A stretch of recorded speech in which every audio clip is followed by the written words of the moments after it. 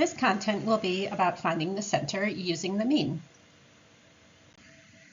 So you might conceptualize the mean as just divvying things up equally.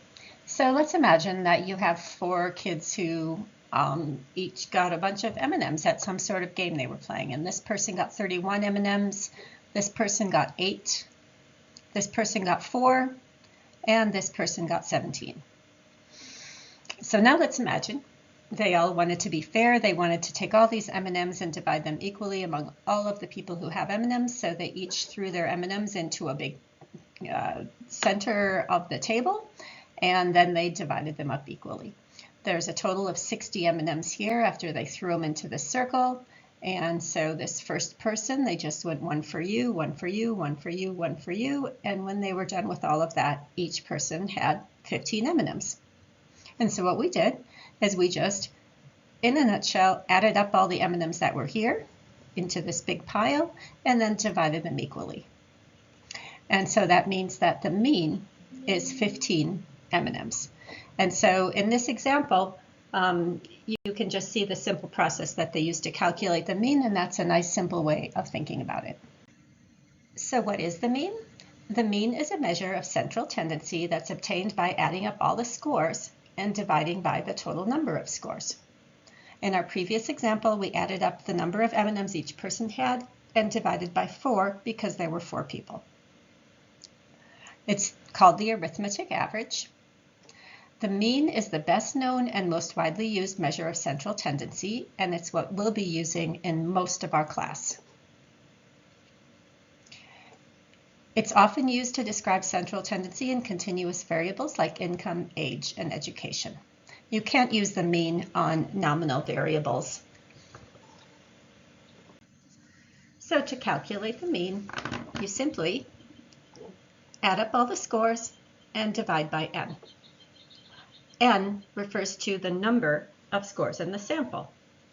And so if we add up all these scores, 7 plus 8 plus 8 plus 7 plus 3 plus 1 plus 6 plus 9 plus 3 plus 8, we end up finding that the sum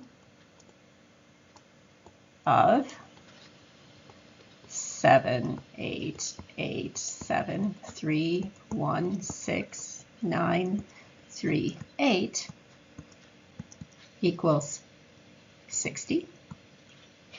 And we find out that we have 10 scores in the sample. 1, 2, 3, 4, 5, 6, 7, 8, 9, 10.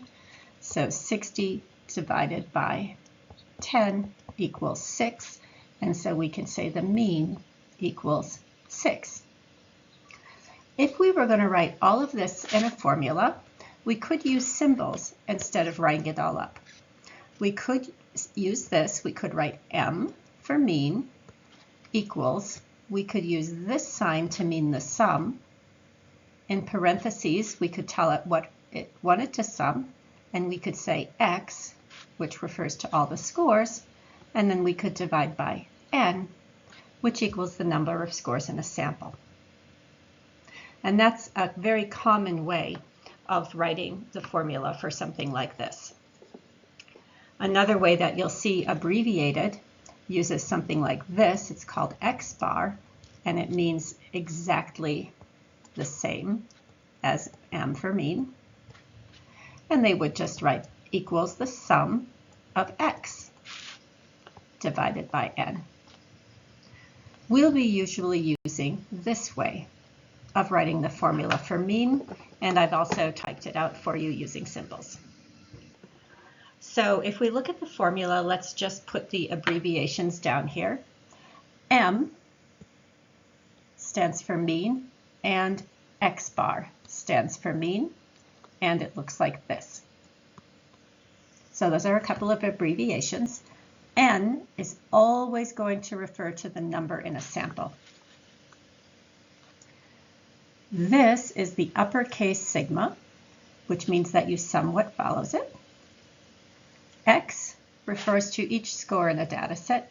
We use these parentheses often because that's the way we do it in Excel.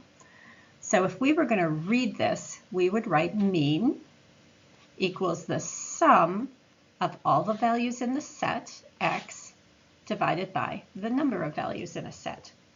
And so we'll get used to looking at formulas like this and knowing what they mean. In class, we'll go through this little applet that shows the mean as sort of a balancing place. I can't do that in this video. And we can find one more example, and we'll use our formula to find the mean for these stress data. M equals the sum of all the scores divided by n to find the mean. And so if we sum up all of these scores, I'm just going to do it in my head. Here we would equal 15, here we would equal 14, here we would equal 14, here we would equal 10, and here we would equal 10. So 10, 20 plus 28 is 48, plus 15 is 53. So we would say the sum of all the scores x equals 53. And in the sample, we have 1, 2, 3, 4, 5, 6, 7, 8, 9, 10 scores again.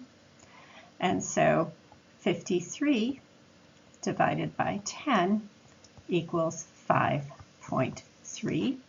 So we could say the mean is the sum of all the scores divided by n. The sum of all the scores equals 53. 53 minus 10 equals 5.3. So the mean equals 5.3.